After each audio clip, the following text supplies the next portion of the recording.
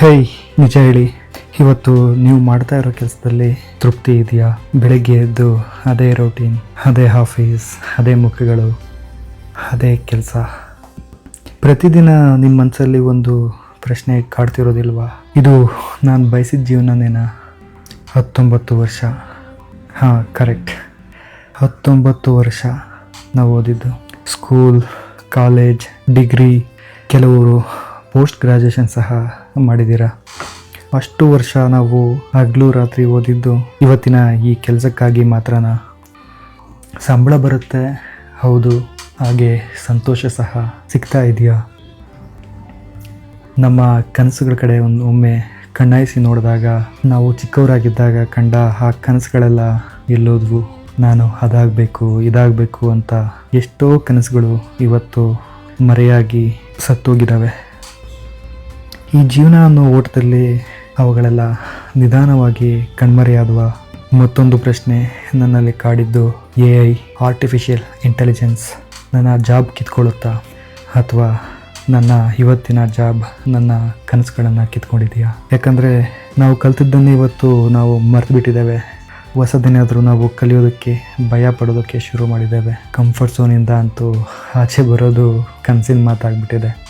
AI ಬಂದಿರೋದು ಸಮಸ್ಯೆ ಅಂತ ನನಗೆ ಅನ್ನಿಸ್ತಾ ಇಲ್ಲ. ನಾವು ಬದಲಾವಣೆಯನ್ನು ಒಪ್ಕೊಳ್ಳೋದು ಕಷ್ಟ ಆಗಿರೋದು. ಒಮ್ಮೆ ಯೋಚಿಸಿ ನೋಡಿ, ನಿಮ್ಮ ಕೆಲಸ ನಿಮಗೆ ನಿಜವಾಗ್ಲೂ ಖುಷಿ ಕೊಡ್ತಾ ಇದೆಯಾ? ಅದೇನಾದರೂ ನಿಮಗೆ ಖಂಡಿತವಾಗಿ ಖುಷಿ ಕೊಡ್ತಾ ಇದ್ದರೆ ಸಮಯ ಹೇಗೆ ಹೋಗುತ್ತೆ ಅನ್ನೋದೇ ಗೊತ್ತಾಗೋದಿಲ್ಲ. ಆದರೆ ಮನಸ್ಸಿಲ್ಲದೆ ಮಾಡೋ ಈ ಒಂದು ಕೆಲಸ ಇದೆಯಲ್ವಾ, ಅದು ಗಂಟೆಗಳು ಸಹ ದಿನಗಳಾಗಿ ಮನಸ್ಸಲ್ಲಿ ಏನೋ ಒಂದು ಗೊಂದಲನ ಉಂಟು ಮಾಡ್ತಾ ಇರುತ್ತೆ. ಹಾಗಿದ್ರೆ ನಾವು ಇಷ್ಟಪಟ್ಟಂಥ ಜೀವನವನ್ನು ನಾವು ಬದುಕ್ತಾ ಇದ್ದೀವ, ಅಥವಾ ಕೇವಲ ಬದುಕನ್ನು ಮಾತ್ರ ಸಾಗಿಸ್ತಾ ಇದ್ದೀವ?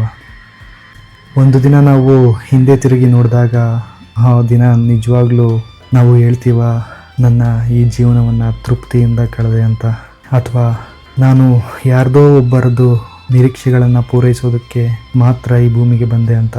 ನಿಜ ಹೇಳಬೇಕು ಅಂದರೆ ಜೀವನ ಒಮ್ಮೆ ಮಾತ್ರ ಸಿಗೋದು. ಜಾಬ್, ಸ್ಯಾಲ್ರಿ, ಸೊಸೈಟಿ ಇವೆಲ್ಲ ಮುಖ್ಯ ಅಲ್ವೇ ಅಲ್ಲ.